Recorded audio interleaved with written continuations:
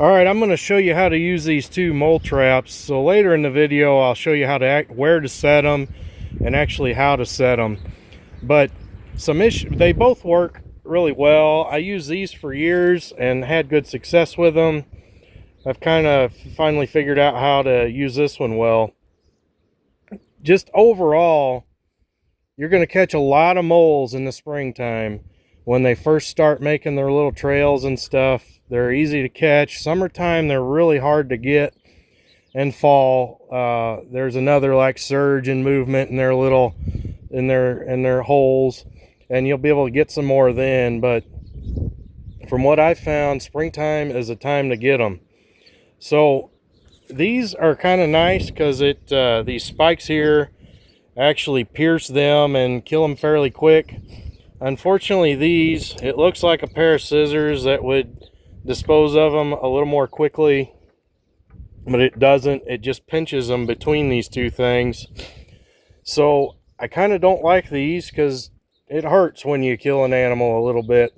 Harvested a lot of animals in my life, and I feel a little guilty on all of them. And if you don't feel a little guilty, there might be something wrong with you.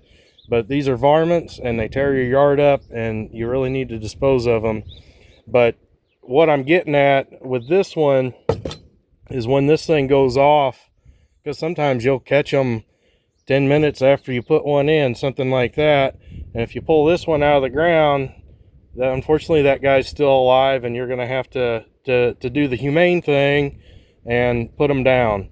I usually just smash their head in one good blow with a hammer. You don't want to do it ginger and wuss out on it. You smash them good because they're hurting and you got to put them out.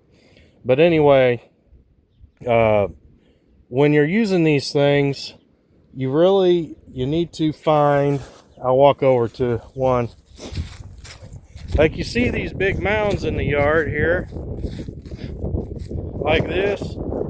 You don't set them in there. You'll almost never catch one if you set one in one of these mounds.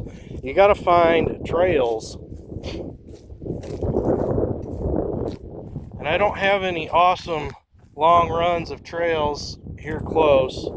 I've got one up here. I'll show you that one.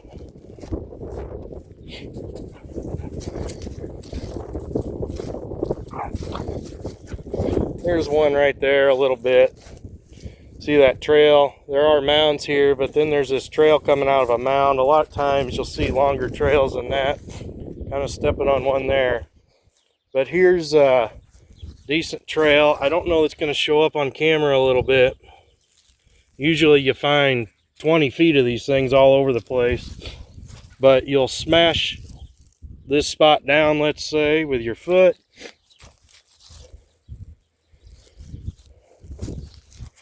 And then you'll set your trap right in there, and you got to be careful to center it right in the middle of that trail when you put the trap in. And what happens is he makes his way through, he pushes that ground back up, and that's what sets your trap off.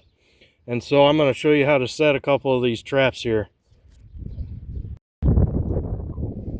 All right, there's a part we're tamping down.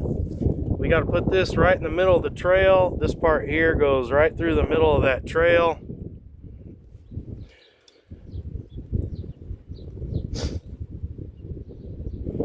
And you want to make sure to go ahead and push those spikes down so you clear a pathway in the dirt for when this mechanism goes off. It can go through and dispatch the animal quickly and doesn't get tripped up on the dirt there. So now we got to hold this frame as we pull up on this, and you might have to set the depth a little bit so this two-part mechanism for the trigger engages correctly. Like I've got it a little too deep, like that trigger's already going off here, so we got to pull it out just a little until we can get that guy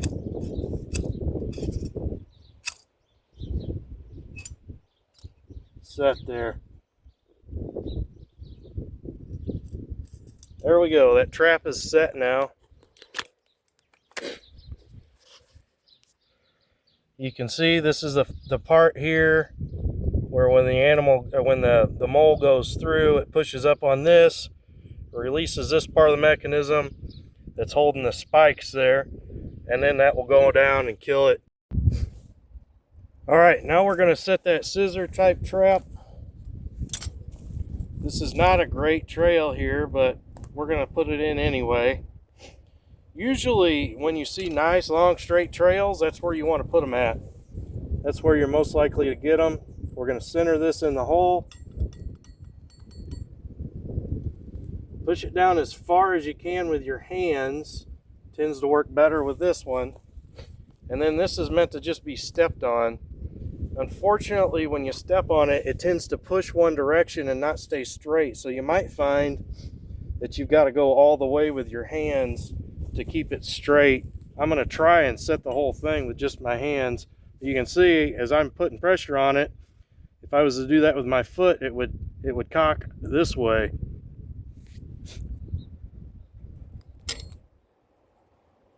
So there we go. You can set them things with your hands.